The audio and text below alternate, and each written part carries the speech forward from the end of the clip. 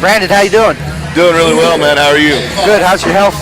Doing all right? Yeah. Last time I saw you in LA, you said you were going to have to get the knee cleaned out, no lifts. You're going to have another surgery to get things cleaned out in LA in January. Yeah, everything's been going really, really well. I squat, right now I'm squatting every single day. And, that's kind of I guess that's a hashtag thing right now. A lot of people are doing it because they think it's cool, but I'm doing it for a practicality purpose and the fact that, using a typical powerlifting template where I would squat once a week, I would really cause a lot of inflammation, and then for 3 or 4 days after, my knee would swell and be really sore.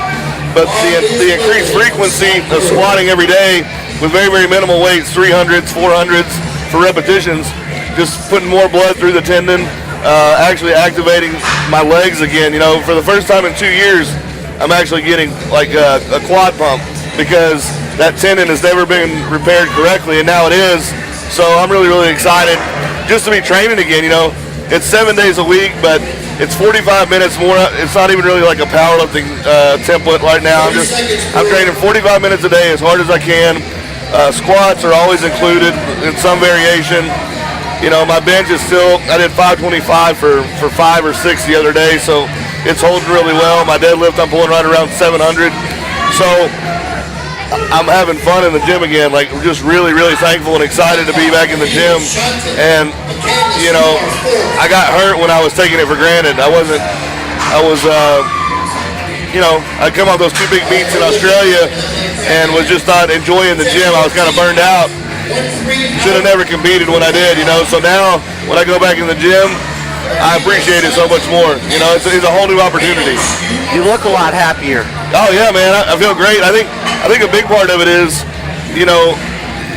I was so focused on the numbers that I didn't care about how I got there, and my body weight really got kind of out of control. I got up to 340, which looking in the mirror, you say, okay, I'm 340, but I look better than most 340 guys. You kind of justify it to yourself, but in reality, like my doctor told me, he said, nobody at your body weight is healthy. I don't care. You're the healthiest guy I've seen at your body weight, but nobody at your body weight's healthy.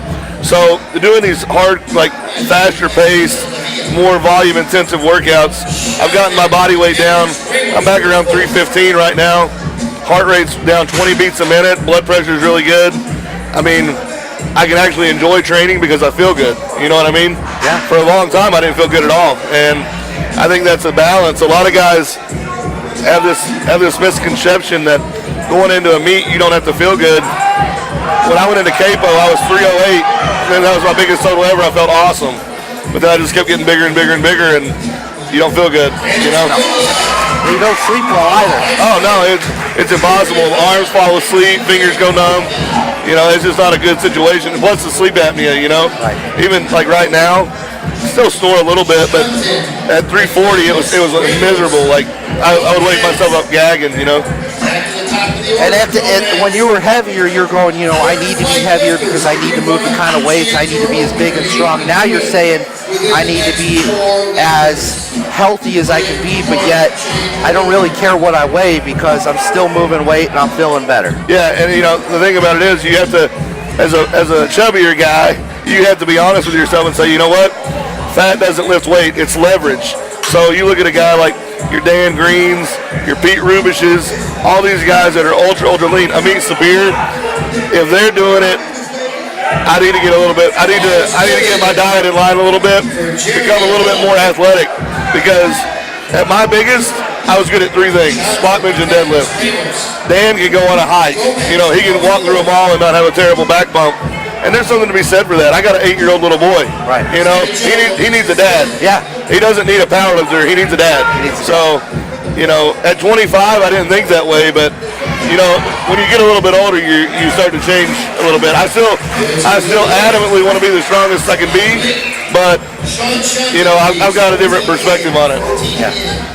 You seeing a lot of friends out here that you haven't seen in a while? Yeah, it's always good. Like, where I travel pretty heavily, I see a lot of people here and there, so it's always good to see people, but as a collective, this is a good one. Getting this many great lifters under one roof. I mean, I think the expectation, when I went to Australia, their meets are so, they're a production. They do them so well. Like this is a full-on production. And I think what you're seeing at this gym, Boss of Bosses, Jesse Burdick's gym, Mark Bell's meet of the century, we're pushing the expectation of what a good meet is. And when you have good quality setups like this, you have money to pay out to the lifters, you're going to get some big names together. And I think that will eventually turn the tide of some of the fact that the sport's been watered down a little bit. If you can have big meets like this where everybody that's strong wants to go, a lot of the smaller competitions or the competitions that are 50 miles from each other, one or the other will die out. You know what I mean? We're bringing back the competitive aspects of the sport because they're throwing, like this meet, there's $35,000 up to take.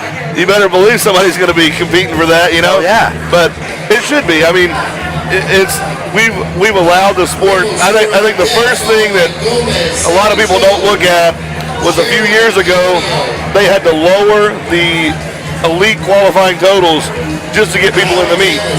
And what was that saying? Like, every other sport, the expectation gets raised for what elite is, and powerlifting actually had to lower it to get people to like qualify for the events that they wanted to do. So I think now we're seeing this resurgence. Raw's really picked up.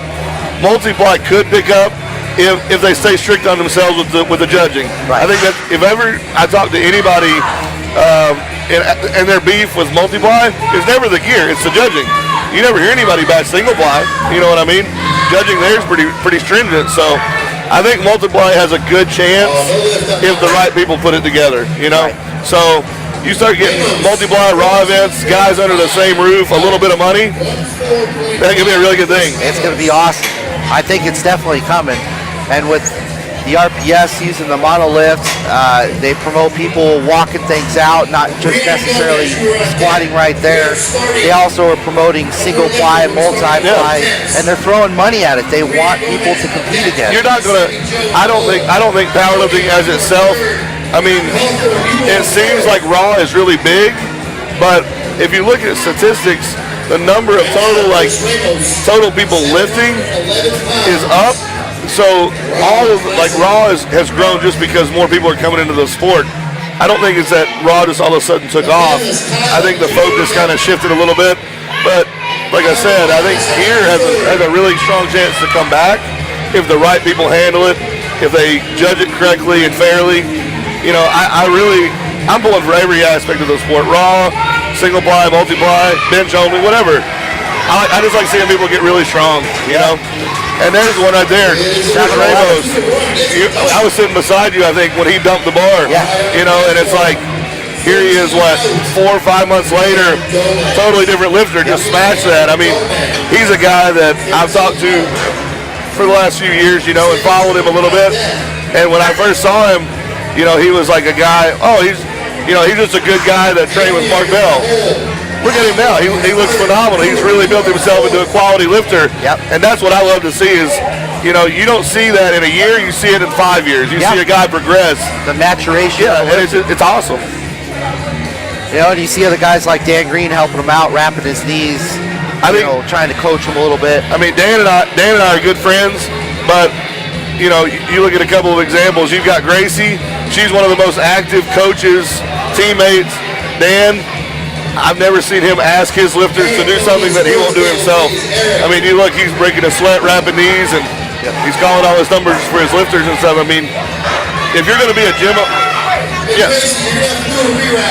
if you're going to be a gym owner and you're going to coach powerlifters, you better be here coaching them and being involved. I mean, you set the precedent. If you're a Dan Green, you set the tone for how your lifters lift, you know? Absolutely. And you look, he's got Chris Ramos is putting up huge numbers. Jeffrey that's lifting days putting up big numbers. Andrew Herbert, he's putting up phenomenal, like world record class, like almost world record type numbers, all homegrown in the gym. You know, and that's what I like to see is a gym where guys were they came there because they wanted to get strong. 500, 600 pound squatters. Now they're 700, 800 pound squatters. It's really something to be said for that. 402 on the bar for Brianne Gomez, trying to go 3 for 3. How crazy is it that 400 is pretty much the standard for a female squat anymore. You know what I mean? Yeah. Like years ago, 300 was impressive. Yeah, I mean, I think we get spoiled by it. If you put 400 pounds on an average woman's back, like this, an average everyday woman's back, I mean, it's amazing. It's amazing. It's great to see all these people here packing this house and sharing these lifters on. That's what I love about powerlifting is the camaraderie and the support. Yeah. You know, from one wall to another, from one lifter to another.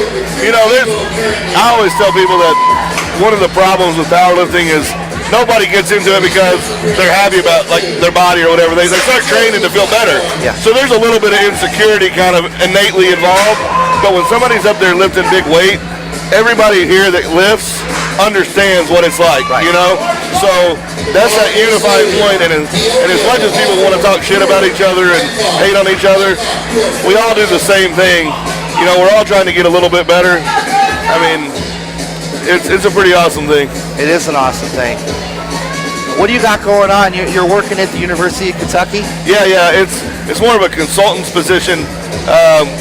You know, just they've had some changes in the strength department. Really interested in doing some things, not full-blown conjugate, but adapting some of the conjugate method. And when I trained the West Side method and at West Side for a number of years, you know, I'm a little bit of a tool that can give them some guidance in that area. You know, I'm not there on a daily basis, but I am there. I have you know, conversation with the coaches, conversation with the players, and I live there myself. So, you know, definitely involved.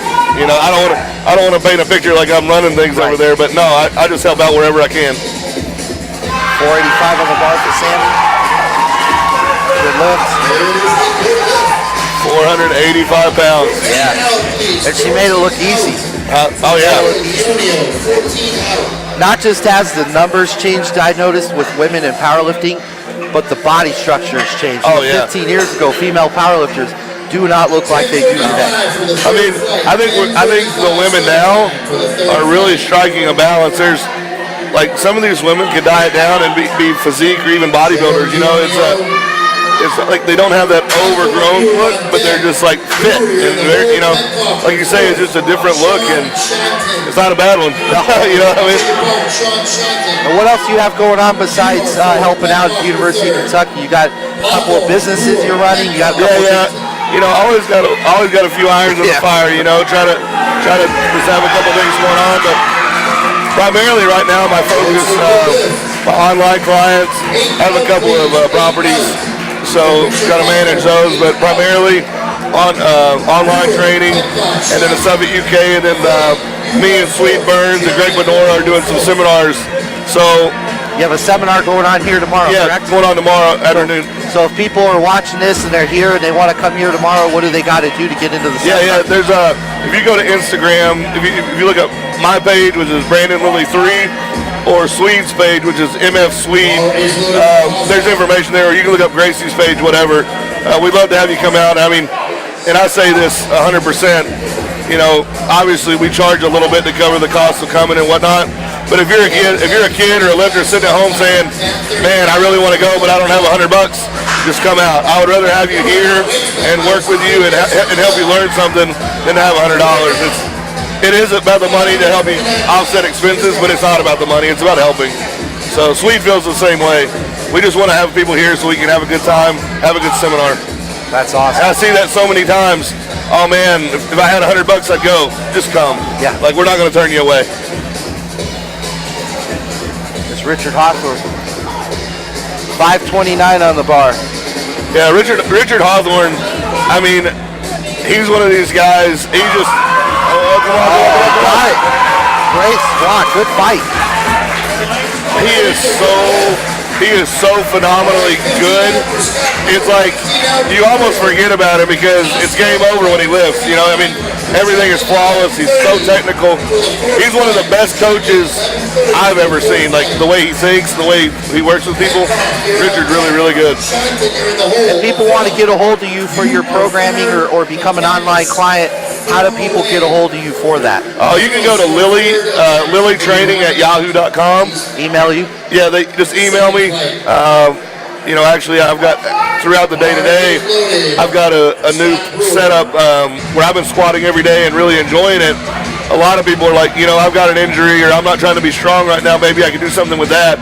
So I just started a high intensity, a high frequency group, and I've had really good results with that with some of my athletes. So this is the first time it's being offered to a clientele, but I'm really excited about it because, you know, as much as you want to work, you're going to work, and when you work hard, you get results. So, and that's not me. Like, I think that's the big bullshit that a lot of guys are saying is, my system's better than this system. Hard work and discipline are the best systems.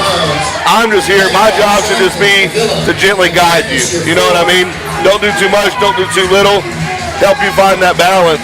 But as long as you're working hard and dedicated, you're going to get better, you know? Yeah, I've always told people hard work trumps talent any day. Oh, yeah. You put in hard work. You know, and you look at guys and they'll say, no, that's bullshit, genetics or everything. This isn't bodybuilding. You know, bodybuilding, yeah, they might be everything.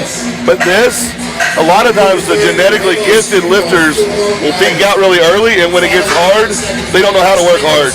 Whereas a guy who's struggled and battled all the way along, hard is all he knows, you know?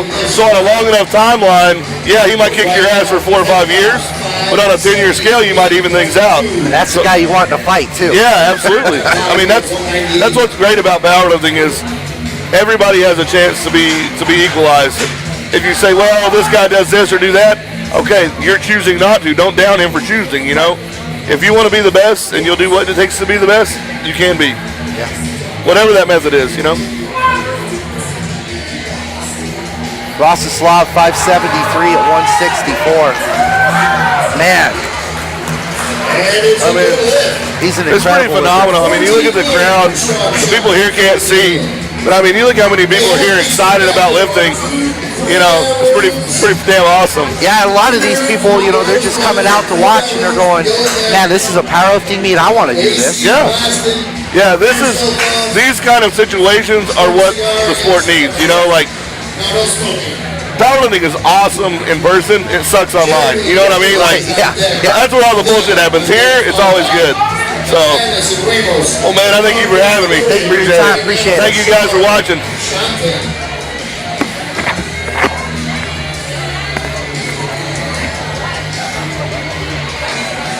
Brandon Lilly.